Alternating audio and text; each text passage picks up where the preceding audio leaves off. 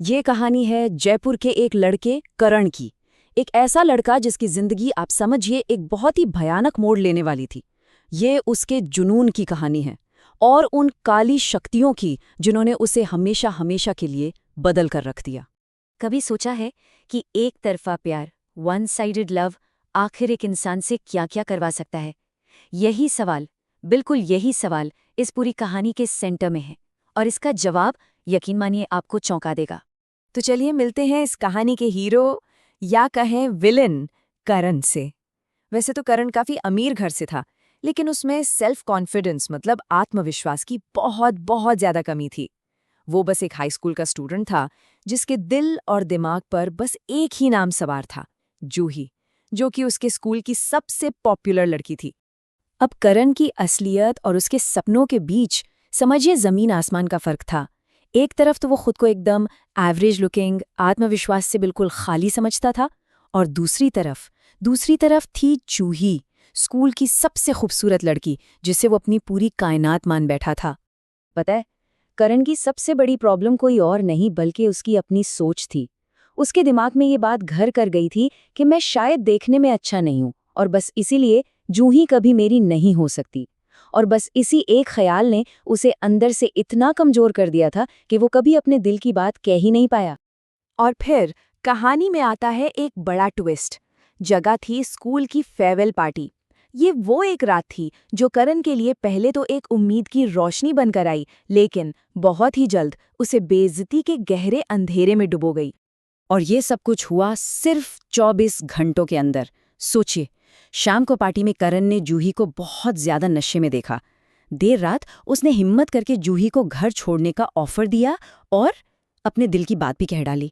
कमाल तो ये हुआ कि जूही ने ही नाइट आउट का प्लान बना लिया और उन दोनों ने रात साथ गुजारी। लेकिन कहानी का असली मोड़ तो अब आना था।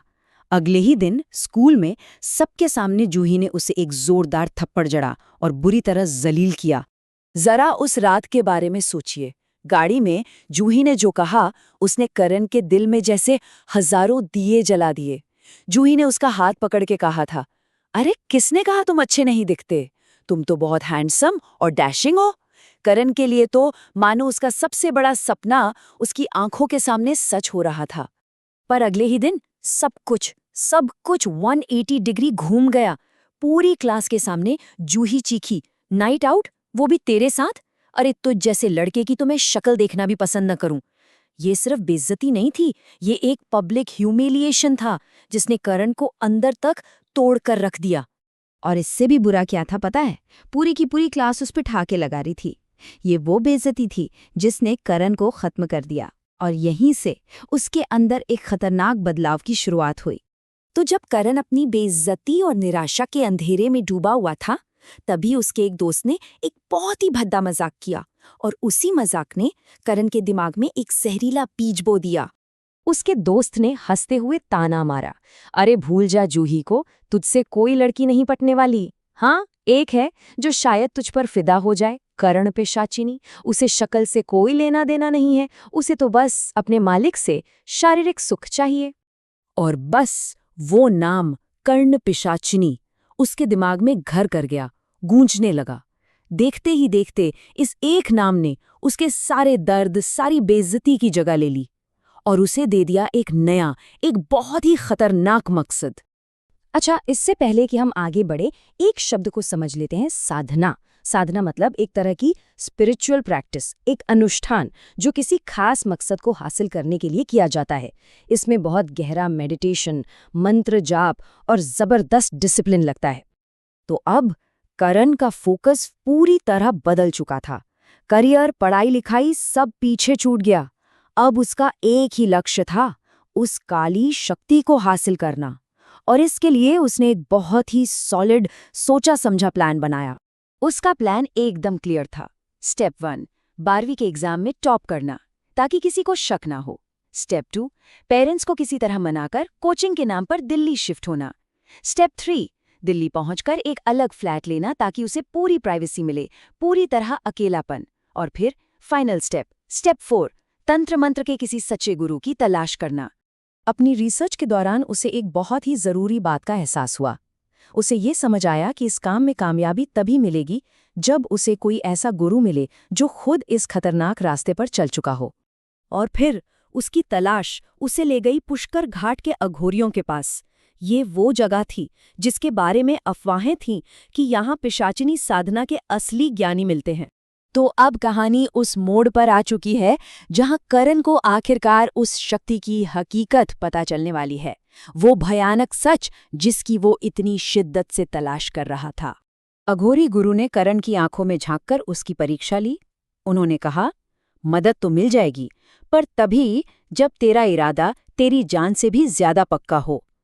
करण ने बिला झिझके जवाब दिया कि उसे मौत का कोई खौफ नहीं है। और बस उसने गुरु का पहला इम्तिहान पास कर लिया। तब जाके गुरु ने कर्ण पिशाचिनी का राज खोला।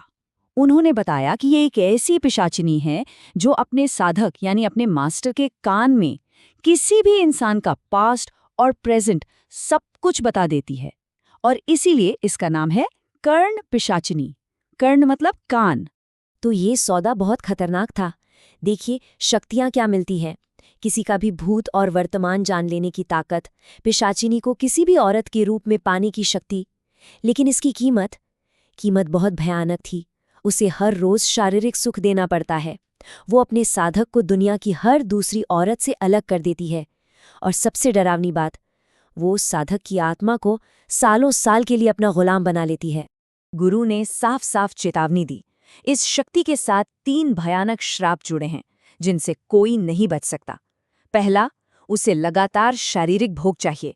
दूसरा, दुनिया की हर औरत से नाता तोड़ना होगा, फिर चाहे वो माँ हो या बहन। और तीसरा, अपनी आत्मा की कई सालों की गुलामी। तो अब सवाल सिर्फ एक है, क्या करण इस भयानक सच्चाई को जानने के बाद पीछे हट जाएगा, या फिर बेइज्जती और नफरत की आग में जलता उसका जुनून उसे इस अंधेरे में खींच ही लेगा? इसका फैसला अब सिर्फ और सिर्फ करण के हाथों में था।